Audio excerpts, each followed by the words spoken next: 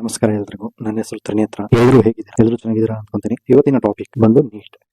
ಏನು ಈ ನೀಟ್ ಅಂದ್ರೆ national eligibility cum entrance test conducted by NTA. NEET ಅನ್ನೋ ಒಂದು ಎಕ್ಸಾಮ್ ನ NTA ನಡೆಸಿಕೊಡುತ್ತೆ. ಇದರಿಂದ ನಾವು MBBS, BDS, BAMS, BSMS, BUMS, BHMS, BSCH ಅಂದ್ರೆ ನರ್ಸಿಂಗ್ ಇಷ್ಟು ಕೋರ್ಸ್ಗಳಿಗೆ ಅಡ್ಮಿಷನ್ಸ್ ತಗೋಬಹುದು. ಅಂಡ್ ಈ ವರ್ಷ ಮೇ 5ನೇ ತಾರೀಕು ಒಂದು ನೀಟ್ ಎಕ್ಸಾಮ್ ನ NTA ನಡೆಸುತ್ತೆ. ಈ ವರ್ಷದ ಸ್ಟ್ಯಾಟಿಸ್ಟಿಕ್ಸ್ ಪ್ರಕಾರ ಈ ವರ್ಷ ಒಟ್ಟು ರಿಜಿಸ್ಟರ್ ಆಗಿರುವಂತಹ ಕ್ಯಾಂಡಿಡೇಟ್ಸ್ 24,06,079. ಇದರಲ್ಲಿ 10,29,198 ಗಂಡಸರು ಹಾಗೂ 13,76,863 ಫೀಮೇಲ್ ಮತ್ತು 18 ತೃತೀಯ ಲಿಂಗಿಗಳು. ಅಂದ್ರೆ ಯಾವ ತರ ಆಗ್ತು? 42% ಮೇಲು, 57% ಫೀಮೇಲ್. ಕಳೆದ ವರ್ಷಕ್ಕೆ ನೋಡ್ಕೊಂಡ್ರೆ ಈ ವರ್ಷ 16.85% ಇನ್ಕ್ರೀಸ್ ಆಗಿದೆ ನೀಟ್ ರಿಜಿಸ್ಟ್ರೇಷನ್. ಅಂದ್ರೆ ಇದು ಪ್ರತಿ ವರ್ಷ ಬೆಳಿತಾನೆ ಹೋಗ್ತಾ ಇದೆ.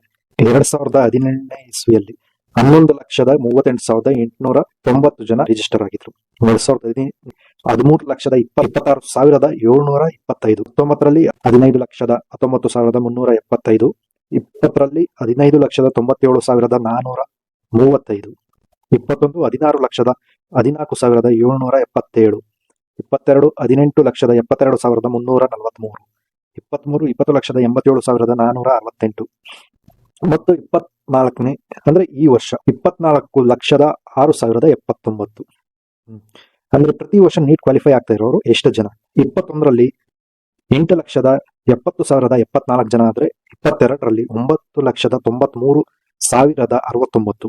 23 11,45,976. 24ರಲ್ಲಿ 13,16,268. ಹಾಗಿದ್ರೆ ನಮ್ಮ ಇಂಡಿಯಾದಲ್ಲಿ ಮೆಡಿಕಲ್ ಸೀಟ್ಸ್ ಇರೋದು ಎಷ್ಟಪ್ಪ ಅಂದ್ರೆ total 695 medical colleges.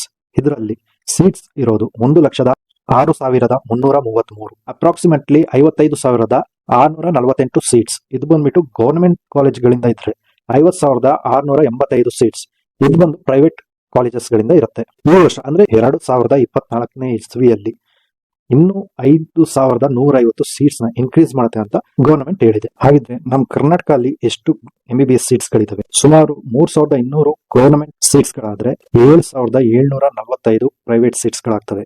Private medical ಕಾಲೇಜ್ಗಳಲ್ಲಿ MBBS ಗೆ ಸೀಟ್ಸ್ ಗಳಿದಾವೆ. ಈ ತರ ಇದ್ದಾಗ ನೀಟ್ ಕ್ವಾಲಿಫೈ ಆಗಿದ್ದಾರೆ, ಬಟ್ ಕಡಿಮೆ ಒಂದು ಮಾರ್ಕ್ಸ್ ಇದೆ ಅಂತವ್ರಿಗೆ ಏನ್ ಮಾಡ್ಬೇಕು? ಈಗ 1 ಲಕ್ಷ ಚಿಲ್ಲರೆ ಜನಕ್ಕೆ MBBS ಸೀಟ್ಸ್ ನ ಕೊಟ್ರೆ ಈಗ ಕ್ವಾಲಿಫೈ ಆಗಿರುವಂತಹ ಬೇರೆ ಸ್ಟೂಡೆಂಟ್ಸ್ಗೆ ಆಪ್ಷನ್ ಏನು? ಹೌದು, BDS ಆಗಿರ್ಬೋದು, BAMS ಆಗಿರ್ಬೋದು, BSMS ಆಗಿರ್ಬೋದು, ಈ ತರ ಬೇರೆ ಬೇರೆ ನರ್ಸಿಂಗ್ ಕೋರ್ಸ್ ಆಗಿರ್ಬೋದು, ಈ ತರ ಬೇರೆ ಬೇರೆ ಕೋರ್ಸ್ಗಳಿಗೆ ಹೋಗ್ತಾರೆ.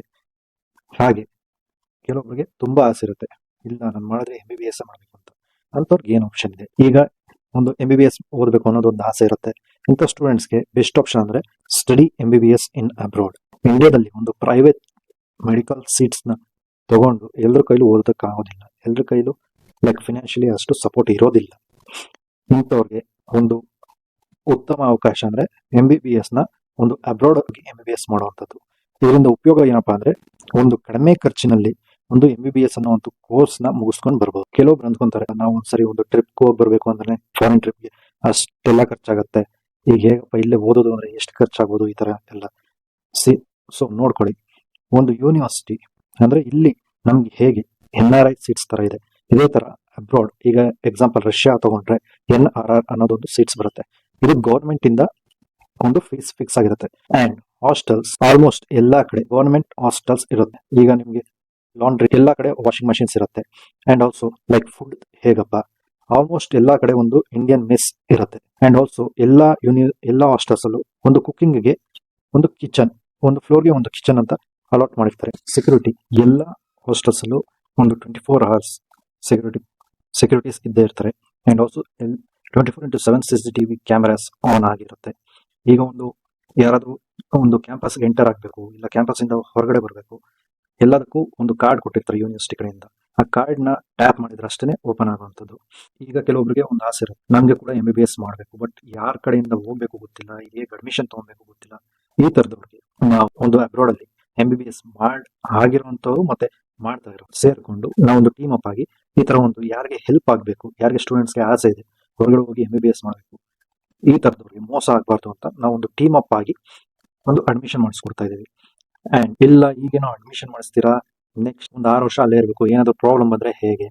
ಎಲ್ಲ ಯೂನಿವರ್ಸಿಟಿ ಕಾಂಟ್ರಾಕ್ಟರ್ಸ್ ಇರ್ತಾರೆ. ಟೀಮ್ ಆಗಿರೋದ್ರಿಂದ ಒಂದು ಕಂಪ್ನಿ ತರ ಓಪನ್ ಮಾಡ್ಕೊಂತ ಇದ್ದೀವಿ. ಅಡ್ಮಿಷನ್ ಮಾಡಿಸೋದಕ್ಕೆ ಒಂದು ಕನ್ಸಲ್ಟೆನ್ಸಿ ತರ ಮಾಡ್ಕೊಂತ ಇದ್ದೀವಿ. ಅಡ್ಮಿಷನ್ ಮಾಡಿಸಿ ಅವರು ಗ್ರಾಜುಯೇಟ್ ಆಗೋವರೆಗೂ ಅವ್ರಿಗೆ ಯಾವುದೇ ರೀತಿ ರಿಸ್ಕ್ ಬಂದರೆ ನಮ್ಮ ಕಡೆಯಿಂದ ಒಂದು ಸಪೋರ್ಟ್ ಇರುತ್ತೆ. ಈಗ ಕೆಲವೊಬ್ರು ಕೇಳ್ತಾರೆ, ಬ್ರೋ ನೀವು ಸ್ಟಡಿ ಮಾಡಿಕೊಂಡು ಈ ಥರ ಅಡ್ಮಿಷನ್ ಮಾಡಿಸುವಂಥದ್ದು ಎಂತಕ್ಕೆ ಮಾಡ್ತಾ ಇದ್ದೀರಾ? ಈಗ ಕೆಲವೊಂದು ಕನ್ಸಲ್ಟೆನ್ಸಿಗಳು ಹಾಗಂತ ಎಲ್ಲರೂ ಅಲ್ಲ, ತುಂಬ ಜೆನ್ಯೂನ್ ಇರುವಂಥವ್ರು ಕೂಡ ಇದ್ದಾರೆ. ಈಗ ಕೆಲವೊಂದು ಏನು ಮಾಡ್ತಾರೆ, ಸ್ಟೂಡೆಂಟ್ಸ್ನ ಅಡ್ಮಿಷನ್ ಮಾಡಿಸ್ತೀವಿ ಅಂತ ದುಡ್ಡನ್ನ ತಗೊಳ್ತಾರೆ. ರಷ್ಯಾದಲ್ಲಿ ಒಂದು ಯೂನಿವರ್ಸಿಟಿಗೆ 9 ಲಕ್ಷದಿಂದ 10 ಲಕ್ಷವರೆಗೂ ಮೊದಲನೇ ವರ್ಷ ಅಡ್ಮಿಷನ್ ಮಾಡಿಸೋದಕ್ಕೆ ಅಂತ ಒಂದು ಫೀಸ್ ಈ ಥರ ಒಂದು 9 ರಿಂದ 10 ಲಕ್ಷವರೆಗೂ ತಗೊಳ್ತಾರೆ. ಇದು ನಡೀತಾ ಇದೆ. ಆಕ್ಚುಲ್ ಆಗಿ ಅಲ್ಲ, ಅಷ್ಟು ಫೀಸ್ ಇರೋದೇ ಇಲ್ಲ. ಸ್ಟೂಡೆಂಟ್ಗೆ ಒಂದು ಪ್ರಾಮಿಸ್ ಮಾಡಿರ್ತಾರೆ, ಇಲ್ಲ ನಾವು ಸ್ಟೂಡೆಂಟ್ಸ್ ಜೊತೆ ಟ್ರಾವೆಲ್ ಮಾಡ್ತೀವಿ, ಒಂದು ಅಡ್ಮಿಷನ್ ಮಾಡಿಸ್ಕೊಂಡು ಬರ್ತೀವಿ. ಕೆಲವೊಬ್ರು ಫಸ್ಟ್ ಟೈಮ್ ಟ್ರಾವೆಲ್ ಮಾಡ್ತಾ ಇರ್ತಾರೆ, ಅವ್ರಿಗೆ ಎಲ್ಲಿ ಹೋಗ್ಬೇಕು ಅನ್ನೋದು ಗೊತ್ತಿರೋದಿಲ್ಲ. ಅಂಡ್ ಕೆಲವೊಂದ್ಸರಿ ಎಲ್ಲ ದುಡ್ಡನ್ನ ಇಸ್ಕೊಂಡು ಇಲ್ಲ ಅಡ್ಮಿಷನ್ ಮಾಡಿಸ್ತೀವಿ ಅಂದಿರ್ತಾರೆ. ಬಟ್ ಸ್ಟೂಡೆಂಟ್ಸ್ ಅಲ್ಲಿ ಒಂದು ಯೂನಿವರ್ಸಿಟಿಗೆ ರೀಚ್ ಆದ ನಂತರ ಯಾವ ಅಡ್ಮಿಷನ್ ಆಗಿರೋದಿಲ್ಲ. ನೀಟ್ಗೆ ಅಂತ 1 ಇಯರ್ ಡ್ರಾಪ್ ಮಾಡ್ಕೊತೀನಿ. 1 ಇಯರ್ ಓಕೆ, ಬಟ್ ನೀಟ್ ಅಕಾಡೆಮಿಗಳಲ್ಲಿ ಹೋಗಿ ನೋಡ್ಬೋದು ಎಷ್ಟು ಜನ ರಿಪೀಟರ್ಸ್ ಇದ್ದಾರೆ, ಎಷ್ಟು ಜನ ರಿಪೀಟ್ ಮಾಡ್ತಾ ಇದ್ದಾರೆ. ಸೊ ಇದು ಇನ್ ಫ್ಯೂಚರ್ ನಿಮ್ಗೆನೆ ಟೈಮ್ ವೇಸ್ಟ್ ಆಗುವಂಥದ್ದು. ನೀವೀಗ 1 ವರ್ಷ ಅಂತ ನೀವೀಗ 1 ಇಯರ್ ನಾನು 1 ವರ್ಷ ಟ್ರೈ ಮಾಡ್ತೀನಿ ಅಂತ ಕೂತ್ಕೊಂಡ್ರೆ ನಿಮ್ಮ ಫ್ಯೂಚರಲ್ಲಿ ನಿಮ್ಗೇನೆ 1 ವರ್ಷ ಕಡಿಮೆ ಆಗುವಂಥದ್ದು. ನಿಮ್ಗೆ ಒಂದು 25 ವರ್ಷದಲ್ಲಿ MBBS ಮುಗಿಯುವಂಥದ್ದು ನೀವು ಇಲ್ಲಿ 1 ವರ್ಷ ವೇಸ್ಟ್ ಮಾಡ್ಕೊಂಡ್ರೆ, ನೀಟ್ ಕ್ವಾಲಿಫೈ ಆಗಿ ಕೂಡ 1 ವರ್ಷ ವೇಸ್ಟ್ ಮಾಡ್ಕೊಂಡ್ರೆ ನಿಮ್ಗೆ MBBS ಮುಗಿಯುವಂಥದ್ದು 26ನೇ ವರ್ಷದಲ್ಲಿ, ಅಂದ್ರೆ 1 ವರ್ಷ ನಿಮ್ಗೆ ಲಾಸ್.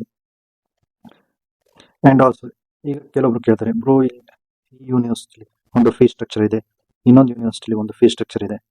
ಹೌದು, ಇದು ಕಂಪ್ಲೀಟ್ಲಿ ಯೂನಿವರ್ಸಿಟಿಯಿಂದ ಯೂನಿವರ್ಸಿಟಿಗೆ ಡಿಫ್ರೆನ್ಸ್ ಇರುತ್ತೆ. ಅಂಡ್ ಇನ್ನು ಕೆಲವೊಬ್ರು ಇರ್ತಾರೆ, ಕಾಲ್ ಮಾಡ್ತಾರೆ, ಕೇಳ್ತಾರೆ ಈ ಯೂನಿವರ್ಸಿಟಿ ಹೇಗೆ, ಅಲ್ಲ ಬ್ರೋ ಈ ಯೂನಿವರ್ಸಿಟಿಯಲ್ಲಿ ಸೀಟ್ಸ್ ಮುಗ್ದಿದೆ ಅಂತ. ಹೌದು, ಸೀಟ್ಸು ಲಿಮಿಟೆಡ್ ಸೀಟ್ಸ್ ಇರುತ್ತೆ. ಲಿಮಿಟೆಡ್ ಸೀಟ್ಸ್ ಇರೋದ್ರಿಂದ ಬೇಗ ಫಿಲ್ ಆಗ್ತವೆ, ಬೇಗ ಒಂದು ಸೀಟ್ಸ್ ಫಿಲ್ ಆಗ್ತವೆ. ಫಸ್ಟ್ ಯಾರು ಹೋಗ್ತಾರೋ ಅವ್ರಿಗೆ ಅಡ್ಮಿಷನ್ ಕೊಡ್ತಾರೆ. ಫಸ್ಟ್ ಯಾರೊಂದು ಡಾಕ್ಯುಮೆಂಟ್ಸ್ ಸಬ್ಮಿಟ್ ಮಾಡ್ತಾರೋ ಅಂಥವ್ರಿಗೆ ಒಂದು ಅಡ್ಮಿಷನ್ ಆಗುತ್ತೆ. ಸೀಟ್ಸ್ ಫಿಲ್ ಆದಮೇಲೆ ಯಾವುದೇ ಕಾರಣಕ್ಕೂ ಯೂನಿವರ್ಸಿಟಿಯಲ್ಲಿ ತಗೊಳೋದಿಲ್ಲ. ಈಗ ಕೆಲವೊಂದು ಅಷ್ಟು ಜನ ಕಾಲ್ ಮಾಡ್ತಾರೆ, ಕೇಳ್ತಾರೆ, ವಿಚಾರಿಸ್ತಾರೆ. ಇದ ನಂತರ ಇಲ್ಲ ಇವನ್ ಸ್ಟೂಡೆಂಟ್, ಇವನ್ ಕಡೆಯಿಂದ ಹೇಗೆ ಆಗುತ್ತೆ, ನಾವೊಂದು ಕನ್ಸಲ್ಟೆನ್ಸಿ ಥ್ರೂ ಹೋಗೋಣ, ಜಾಸ್ತಿ ಆದ್ರೂ ಪರವಾಗಿಲ್ಲ ಅಡ್ಮಿಷನ್ ಮಾಡಿಸೋಣ. ಜ್ಞಾಪನದಲ್ಲಿ ಇಟ್ಕೊಳ್ಳಿ, ಕನ್ಸಲ್ಟೆನ್ಸಿ, ನಾನು ಎಲ್ಲ ಕನ್ಸಲ್ಟೆನ್ಸಿ ಅಂತ ಹೇಳ್ತಿಲ್ಲ, ಕೆಲವೊಂದು ಕನ್ಸಲ್ಟೆನ್ಸಿ ಇಲ್ಲಿ ಏರ್ಪೋರ್ಟಲ್ಲಿ ಒಂದು ಸ್ಟೂಡೆಂಟ್ ಹತ್ತೋವರೆಗೂ ಅಷ್ಟೇ ರೆಸ್ಪಾನ್ಸಿಬಿಲಿಟಿ ತಗೊಳೋದು. ನಾವು ಕೂಡ ಅಲ್ಲಿ ಸ್ಟೂಡೆಂಟ್ ಆಗಿ ನಾವೊಂದು ಅಬ್ರಾಡ್ ಯೂನಿವರ್ಸಿಟಿಯಲ್ಲಿ ಓದಿ ಡಾಕ್ಟರ್ ಆಗಿರುವಂಥವ್ರು, ಮತ್ತೆ ಈಗ ಓದ್ತಾ ಇರುವಂಥವ್ರು, ನಾವು ಟೀಮ್ ಅಪ್ ಆಗಿ ಒಂದು ಸ್ಟೂಡೆಂಟ್ಸ್ಗೆ ಹೆಲ್ಪ್ ಮಾಡಬೇಕು. ಒಂದು ಲೋ ಬಜೆಟ್ ಅಲ್ಲಿ ಒಂದು MBBS ಅವ್ರ ಕನಸುಗಳನ್ನ ನನಸಾಗೋ ಥರ ಮಾಡಬೇಕು ಅಂದ್ಕೊಂಡು ಇರುವಂಥವ್ರು. ನಾವು ಕೂಡ ಒಂದು ಮಿಡಲ್ ಕ್ಲಾಸ್ ಫ್ಯಾಮಿಲಿ ಇಂದನೇ ಹೋಗಿ ಅಲ್ಲಿ ಅಡ್ಮಿಷನ್ ಆಗಿರುವಂಥವ್ರು. ಏನೇನು ಕಷ್ಟಗಳಿರ್ತವೆ ಅನ್ನೋದು ನಮ್ಗೆ ಗೊತ್ತಿದೆ.